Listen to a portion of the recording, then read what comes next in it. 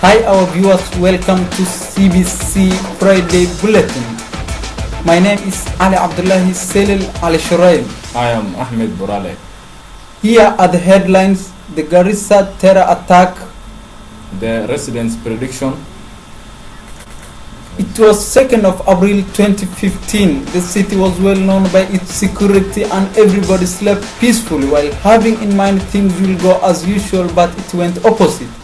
In the morning around 5:30, when people were out for further prayer, gunfire was heard all over the town and the residents started mad rush in mystery. It was nothing other than 4 gunmen who attacked the University of Garissa, which was the highest learning institution in the town. It was true that the attackers invaded the center very early in the morning when some students were very deep in sleep and others already awake preparing for an exam, which was to begin that very day. Until this time, nobody was aware what happened in the university.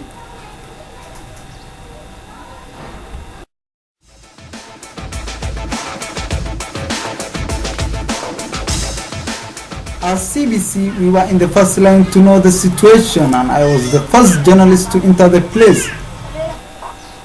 Immediately after I reached the area, I found one of the workers who was ailing with serious injuries and asked him the situation. Hatujui kile kimetendeka. Leo asubuhi ndio tulifahamiwa na wagaidi, walituambia mfungue mlango, na pili tulipotaka kuangalia gari yao ilikuwa aina ya Probox. Wale majambazi hao walitoa bunduki ya aina ya AK-47 na wakaanza kutumia yote waliyomuona kutoka mlango tuliokuwa tukikaa. One of the watchmen informed us that was the beginning of the operation to rescue the innocent students who were cold-blooded in the hostels. After the first hearing of the bullets, many security officers were deployed to the area to bring order and safeguard the lives of the innocent people who were slaughtered by the militants. But the question was, can military fight against militants who are ready to receive demise?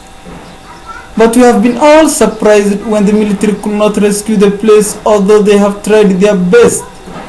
The terror did not only threaten the university but also the entire learning in the town.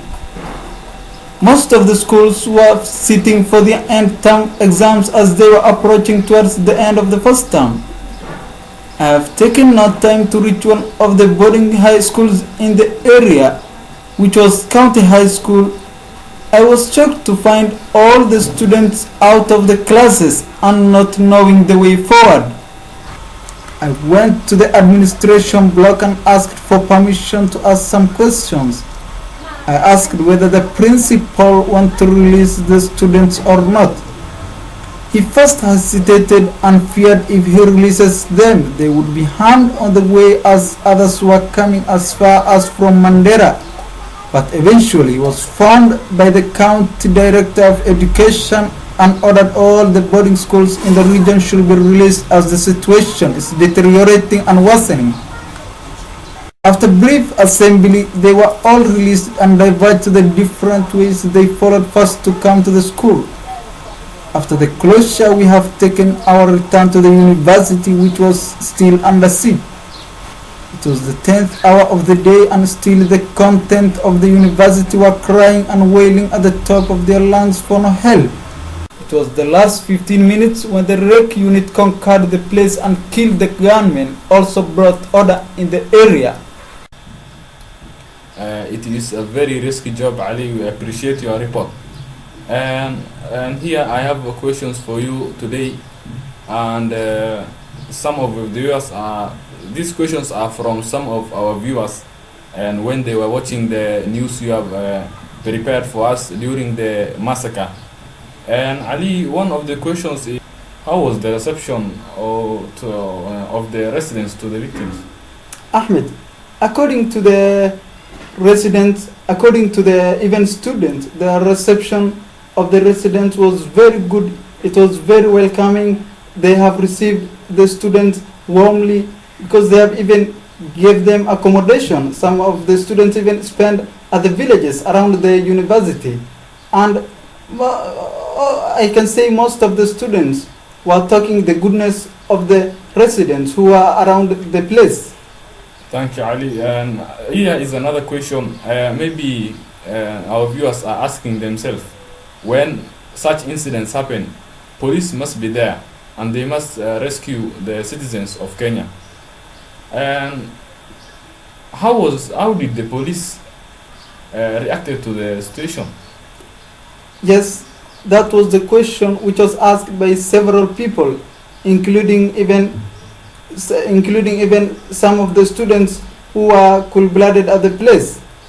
Ahmed, in fact, this information had reached the police earlier, before the attack had occurred. Because as you can see, Ahmed, many people were saying these gunmen have been seen around the university some nights earlier. But Ahmed, that was just a rumors. We don't have any evidence. But according to the views of the residents, they are saying police should have taken action before this thing happened, because they were being informed by the watchman.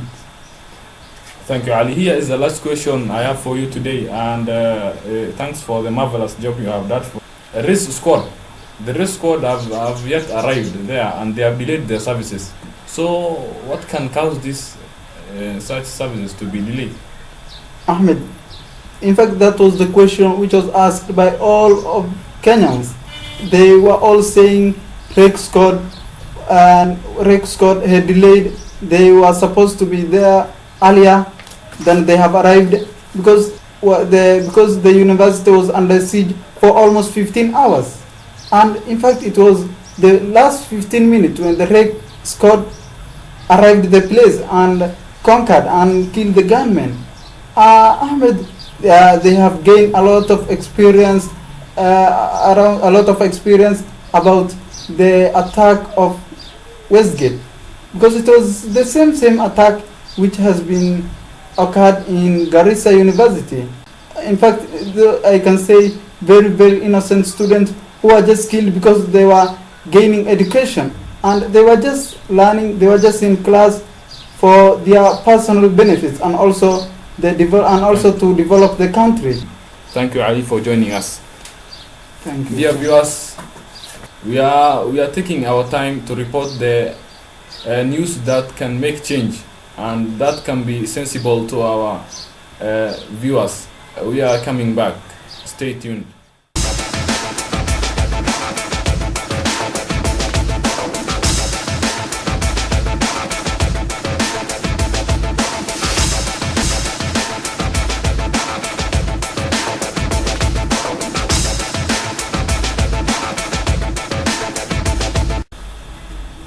Welcome back from the break. Thank you for being with us. Here is CBC. We are going to get to the next headline. You can send your views through SMS 33325, and we are going to read them at the end of the bulletin. Let's get the next headline. Thank you, Ali. You can also join us through social media, Twitter at Burale6 and Facebook CBC News.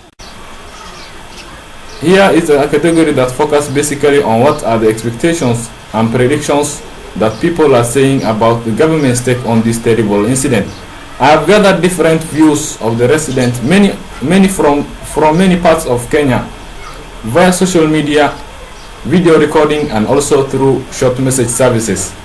Here are some of their views. About the bodies, I didn't count. You are jumping. You see, I was running. You are stepping on Sam. You see, he's full of blood. Maybe he's not dead, but you have to step on him. If you don't and hesitate, you shot. So there's this friend of mine. He was shot at the leg, but I didn't know. I was focused at running. He was shot twice. Then was shot at the head. You see, he was saying, now that's when he shouted, "I'm dying," screaming, "You are dying." So I looked back. So when I saw him, you couldn't run anymore. So I fell down. a soldier, one of the soldiers, he threw a rope at me. He told me, tie yourself anywhere, somewhere. So I tied it myself, around myself, and hooked up my arms. And he put me next to the wall. A bullet hit the wall, and I was like, was that bullet was meant to kill me. The soldier looked at me and told me, you are one lucky kid. Every week I had to tell my father, I'm not safe here, I don't feel safe. I wasn't alone. It wasn't only me. Everybody was complaining. On Twitter, Lily Muli, she's saying, we are expecting more from the government. May God save our fellow student. At Musharraf the Bravo, he is saying, the attack is very tragic. The intelligence officers must have sensed this attack earlier. Walid 789 is saying, the worst massacre ever seen since the 1918 US Embassy attack. Also on Facebook, some of our viewers are sending their views. They are saying, Fatuma Ali she is saying, I feel sympathy for them. Please keep updating us, CBC. Jimmy Andre, I have colleague there. God save him. Also, Spencer Kelly is saying, police must have done actions, not just waiting an every incident to happen to Kenyan citizens. Dear viewers, that are the views you have sent us through Twitter and Facebook. You can also send your views through short message services, and we are going to read them at the end of the bulletin. Thank you. Our viewers, as we are ending the bulletin, let's get some views of our viewers. Here on my SMS handle, I have Fatuma Abdullahi, who is saying, if the government should not take an action, the citizens will take an action. Also on Twitter, we have our viewers. They are sending many of them, but reading one of them here, she is saying, Mwende Masharia, CBC, you are bringing us the ever news coverage. Thank you for your news. We thank you also, our viewer, Esther Mwende. At Harun, he has not mentioned his location, and he is saying we are sympathizing for our brothers and sisters who have lost their lives in the massacre. Ahmed, how do you feel when you are broadcasting such news? For today's news, we have experienced a very terrible feelings, and we are feeling sympathized we are sympathizing for the victims at Garissa University for today. Ali, actually it was very terrible, and it was the ever massacre happened. It was true, Ahmed. Even me, since I have joined journalism, it is my first report that I have mentioned the death of as many people as 100 and more. So I think it is very it is very traumatizing, it is very stressful to prepare such a news. But also sometimes we feel sympathy when we are mentioning the death of our brothers whom we knew physically.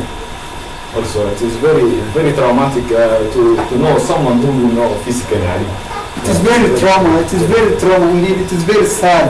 Yeah, it is very sad. Perhaps it is very Ahmed. It is very terrible. Yeah, very terrible. Very sad. Yeah, very terrible. Thank you, viewers, for being with us at the last hour of your bulletin. You can also. We have many for you for CBC. We are bringing very live news coverage, and also we love you. Thank you for being with us. Get the latest from CBC. We give you live.